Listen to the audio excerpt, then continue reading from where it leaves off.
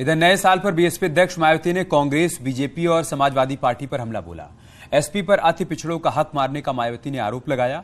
मायावती का कहना है कि उत्तर प्रदेश में एसपी की रही सरकार ने भी अति पिछड़ों को पूरा हक नहीं देकर उनके साथ हमेशा ही छल करने का काम किया था।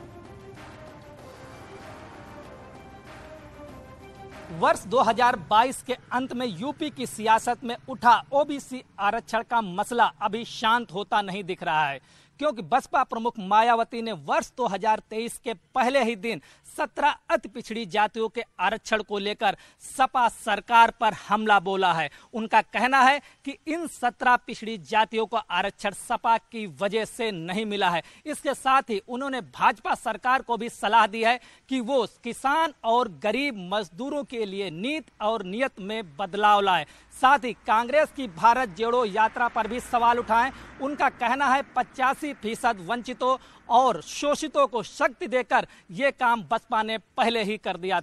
वर्ष 2022 के अंत में यूपी की सियासत में उठा ओबीसी आरक्षण का मसला अभी शांत होता नहीं दिख रहा है, क्योंकि बसपा प्रमुख मायावती ने वर्ष 2023 के पहले ही दिन 17 अति पिछड़ी जातियों के आरक्षण को लेकर सपा सरकार पर हमला बोला है। उनका कहना है कि इन 17 पिछड़ी जातियों को आरक्षण सपा की वजह से नहीं मिला है। इसके साथ ही उन्होंने भाजपा सरकार को भी सलाह दी है कि वो किसान और गरीब मजदूरों के लिए नीति और नियत में बदलाव लाए। साथ ही कांग्रेस की भारत जोड़ो यात्रा पर भी सवाल उठाएं। उनका कहना है 85% वंचितों और शोषितों को शक्ति देकर ये काम बसपा ने पहले ही कर दिया था।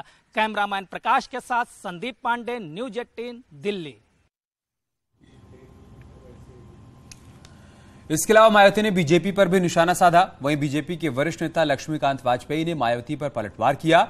लक्ष्मीकांत ने कहा कि मायावती अपना शासन याद करें, बीजेपी सरकार गरीबों की मदद कर रही है।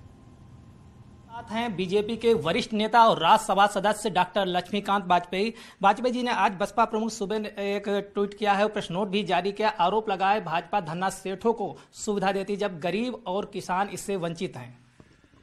आदरणीय मायावती जी का ये बयान शायद उनको स्वयं का आकलन करने के लिए प्रेरित कर रहा है। मैं ये पूछना चाहता हूं कि अगर आदरणीय नरेंद्र मोदी जी के कार्यकाल में गरीबों का और किसानों का ध्यान नहीं है तो किस सरकार के कार्यकाल में रहा है? जहां तक गन्ना मूल्य भुगतान का विषय है तो सर्वाधिक प्रतिशत गन्ना मूल्य भुगतान का इस सरकार के कार्यकाल में, डबल इंजन की सरकार के कार्यकाल में है।